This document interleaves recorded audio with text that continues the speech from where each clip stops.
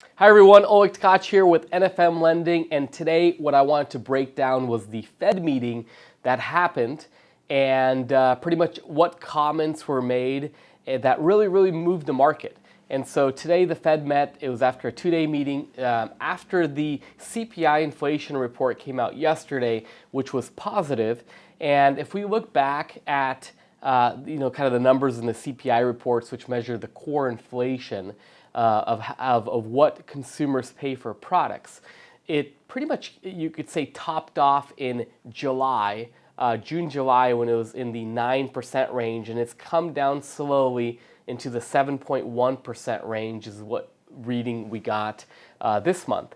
And so the Fed made a lot of comments about the inflation report, and that was a big driver of what investors were looking at as to what was going to change or have a big influence of what the Fed was going to change or not change moving forward.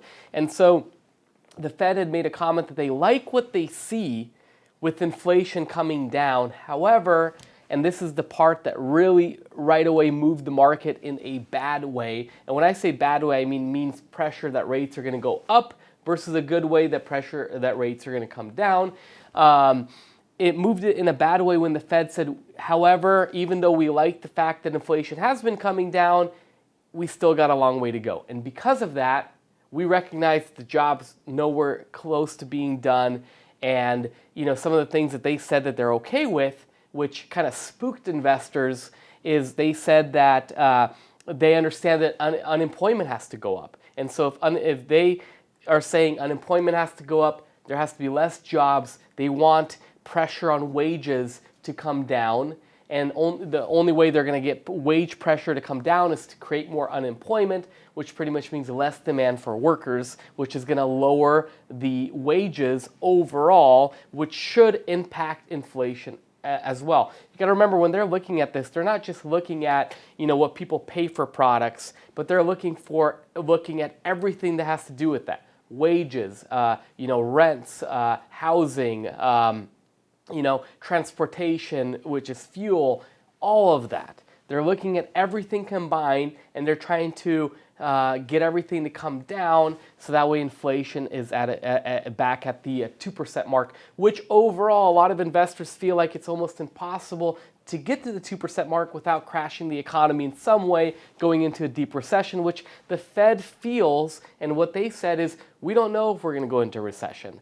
No one knows if we're going to go into recession, which technically from one side they're right. From a different side, the definition of a recession is 2 quarters in a row when you have negative growth, which we've already had. So technically speaking, we're already in a form of a recession. However, the Fed went straight to the whole, we don't know what's going to happen next year.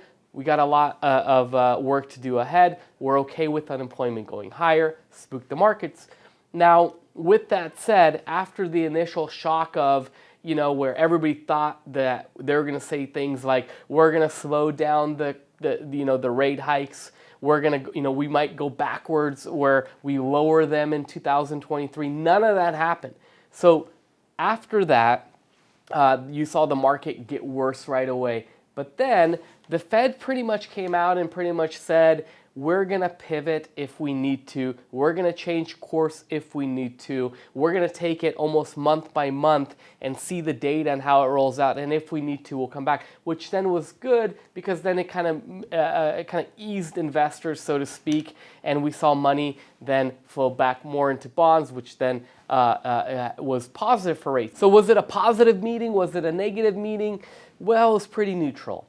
And in reality right now, neutral and stability is kind of what we need. It's never good when rates go up too fast or come down too fast. And so I would say that for our market and what we've had this year, neutral, stability, rates kind of being in the same range, maybe in the high 5s, low 6s for the next few months. If we could have that, would be a really good thing for us and our buyers and for sellers and everybody in our market. So with that said, there you have it. I hope that helps you as you plan your 2023. I hope these videos have been helpful for you. If there's anything at all that me or the team could do for you, don't hesitate to reach out to us. Otherwise, we hope you have a good one.